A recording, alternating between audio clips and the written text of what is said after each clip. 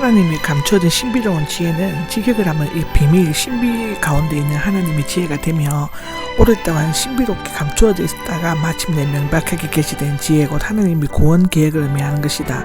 이것은 골로새서 1장 26절, 데살로니가 후서 2장 7절에 기록되어 있는데 이 감추어진 신비로운 지혜는 인간의 지식이나 능력에 의해 발견될 수가 없으며 하나님의 계시에 의해서만 우리에게 주어지게 된다라고 로마서 11장, 에베소서 3장 3절, 디모데전서 3장 16절에는 기록되어 있다.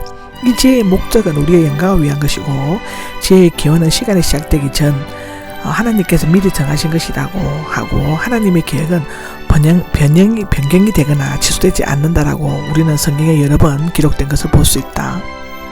이 시대의 통치자들은 이방, 헬라, 로마 등의 세계나 유대 세계의 통치자들, 즉 대제사장 헤롯, 빌라도 등은 하나님의 지혜 곧 동생자를 주셔서 그의 대속적 죽음을 통해서 우리를 구원하시려는 계획을 깨닫지 못했기 때문인데 이 하나님의 지혜의 비밀인 구원의 계획을 알 수 있는 자는 오직 하늘 아버지에 의해서 계시가 받은 자들 뿐이다라고 마태복음 16장 17절에는 기록하고 있다. 사실상 이 세상 통치자들은 자신들을 깨닫지 못하는 사이에 하나님의 구원 계획에 있어서 악역을 도맡고 있는데 여기 영광의 주님은 그리스도의 신성과 근위를 최고로 강조하는 칭호로서 그리스도를 믿는 자들이 참여할 영광의 유일한 근원이실 뿐만 아니라 예수님을 믿는 자들의 미래를 완성하실 분이시라는 것이다. 이런 영광의 주님을 십자가에 못 박은 것은 실로 수치스러운 일이 아닐 수 없다고 기록되어져 있다. 기록이 되어 있는 것들이라고 기억되어 있는데 구약 성경에서 인용된 것 같지만 정확한 추조는 찾기 어렵습니다. 아마도 이사야 64장에 인용한 것처럼 보여지는데 눈으로 기록가 나옵니다. 하나님의 역사, 특히 하나님께서 자기를 사랑하는 사람들을 위해 준비하시고 미래에 완성될 구원 계획이 그리스도와 그의 십자가를 통해 이루어진 것은 사람의 지혜나 지식, 논리와 상식을 초월한 전혀 유해의 사건이었습니다. 사람의 마음에 떠오른 적도 없는 것들이었으므로 그러므로 이것은 하나님의 지혜로 아는 수밖에 없는데 바울은 이 사실을 구약의 예언을 통해 증명하려고 했죠. 성령을 통해가 나옵니다. 시간이 시작되기 전부터 감춰진 비밀인데 즉 하나님 지혜인 그리스도를 통해 구원에 관한 모든 것은 진리의 성령이 오셔서 우리를 진리 가운데로 인도하시기 전까지는 그 누구도 알 수 없다입니다. 왜냐하면 하나님의 깊은 지혜는 세상의 지혜를 초월하는 신령한 세계의 일이기 때문인데 우리에게 나오는데 원문에는 문장 앞에 놓여 이 세상의 통치자와 비교하여 누구에게 하나님의 구원의 계시가 임하는가를 나타내며 고린도 교회의 신자들을 포함한 그리스도인들을 가리킵니다. 모든 것들 곧 하나님이 기쁜 것들인데 모든 것들은 모든 것을 다 안다는 것이 아니라 믿지 않는 사람들이 알지 못하는 모든 것을 안다는 것입니다. 하나님의 기쁜 것들은 하나님의 감추었던 뜻 전체라는 의미가 아니라 구원에 관한 교훈 또는 하나님의 감추던 신비로운 지혜를 의미한다고 7절에는 나와 있다.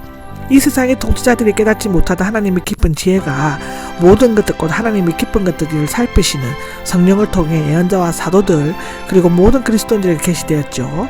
사사시 살피신다는 것은 검사관이나 세관들이 물건을 살피듯이 성령께서 모든 것을 세밀하고 정확하게 살피신다는 것이다.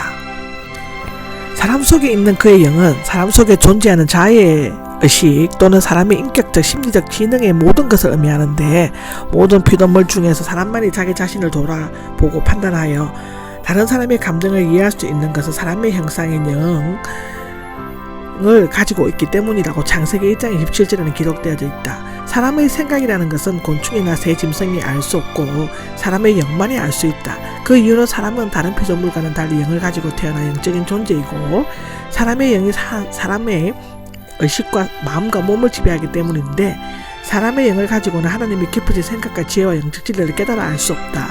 하나님이 곧 영, 성령을 통해야만 알 수 있다. 그런데 우리는 예수님을 믿음으로 하나님께로부터 오는 영을 새롭게 받아 하나님의 일들을 깨달아 알 수 있게 되는 것이다 라고 기록되어져 있다. 여기 우리는이 나오는데 바울을 포함하여 사도들과 고린도 교회 교인들이며 그들은 하나님의 깊은 지혜를 알 수 있는 특별한 은사와 또한 세상의 영을 받지 않고 하나님에게서 오신 영을 받았다. 여기에서 세상의 영은 사탄의 지배력이고 사람의 영, 세상의 양심 등의 의견이 있지만 이 세상의 인격적 지혜의 영을 의미한다고 볼 수 있는데 이러한 영은 남에서부터 가진 영으로서 하나님을 알 수가 없는 것이다. 우리가 하나님에게로 오는 영을 받은 목적은 하나님께서 우리에게 값없이 주신 것들을 알아볼 수 있도록 하기 위함인데 하나님께서 우리에게 독생자 예수 그리스도를 값없이 주셨고 그의 죽음과 부활에 근거하여 단번에 구원을 선물로 주셨다. 이러한 하나님의 깊은 지혜와 값없는 은혜를 깨닫게 하는 것이 성령에서 추구하는 궁극적인 목적인 것이고, 하나님께서는 성령을 통해 계시하시고 성령의 조명을 통해 그 계시를 깨닫게 하신다 하는 것이다. 이러한 것들에 대해서 말할 때인데, 바울은 말하거나 설교할 때 사람의 지혜가 가르쳐준 말들, 즉 당시 통용되었던 헬라어 수사법과 철학, 그럴듯한 지혜의 말로 하지 않고 성령께서 가르쳐주신 말씀들, 즉 하나님께로부터 나오는 성령에 의해 끌리는 말씀들을 사용하였다. 헬라인들이 바울이 전하는 십자가의 복음을 이해하지 못했던 것은 자신들이 지혜로 이해하려고 했기 때문인데, 여기 영적인 일들은 영적인 말들로 설명하는 것입니다. 근데 이 영적인 일들은 말들을 의미한다. 영적인 사람들이 되고 중성일 경우에는 영적인 일들이 되는 것인데, 설명하는 것입니다는 판단하다와 같이하다의 합성으로 원래 조화시키다, 적절하게 결합하다의 뜻이지만, 여기 비교하다, 비교하는 게 결정하다, 평가하다, 분별하다의 뜻도 된다. 만약 영적인 말들을 남성으로 본다면 영적 진리들을 영적인 사람들에게 해석해 주는데, 영적 진리들의 영적인 사람들과 조화시킨다는 의미가 되는 것인데, 중성으로 본다면 영적인 것은 생각 또는 영적인 말씀들로 결합하는 것이다. 그 밖에 영적인 일은 영적인과 비교가 된다고 해석이 또 가능한데, 여기에서는 영적인 일들을 세속적인 말들이 아니 영어로 말로 설명할 수 있는 뜻으로 볼 수 있는데, 말하자면 영적인 진리는 영적인 말, 즉 성령이 가르치는 것으로 설명하거나 표현할 수밖에 없다는 것이다. 육에 속한 사람은 직역을 하면 흔한 사람인데 동물적인 사람 또는 비영적인 사람으로 번역될 수 있는데, 여기에서는 거듭나지 못한 성령의 일을 받지 않는 육의 몸, 즉 태어난 대로 있는 자연인을 의미한다고 할 수 있다. 이러한 자연인은 하나님의 영이 아닌 세상적인 마음의 지배를 받으면서 하나님을 멀리하여 살기 때문에 하나님의 영으로부터 오는 것들을 어리석은 것으로 생각하고 받아들이지 않는다. 또한 그것들을 깨닫지 못하는데 그 이유는 그것들이 영적인 것만으로 판단할 수 있고 성령의 감동을 받아야만 깨달을 수 있기 때문이다. 그냥 그저 얻어들인 것이 아니고 영으로서 우리가 깨달아야 하는 것이라는 것이다. 영적인 사람이 나오는데, 앞에 육에 속한 사람과 반대고 영에 속한 사람으로도 변해갈 수 있는데, 영적인 사람은 성령으로 새롭게 되어 성령께서 내주하시고 성령의 인도하심을 받은 그리스도를 의미한다. 영적인 사람은 밝혀진 마음의 눈을 가지고 있고 성령의 인도하심을 받기 때문에 하나님께로부터 온 계시의 말씀인 성경에 근거하여 다른 사람들을 정확하게 판단할 수가 있다. 한편 그리스도인은 세상에서 비난이나 판단을 받지 않는다. 재판장에서 심판을 받는 것처럼 판단을 받거나 영원한 행불과 같은 심판을 받지 않는다는 것인데, 왜냐하면 영혼이나 행불에 대한 판단은 오직 하나님만이 하실 수 있기 때문이라고 기록되어져 있다.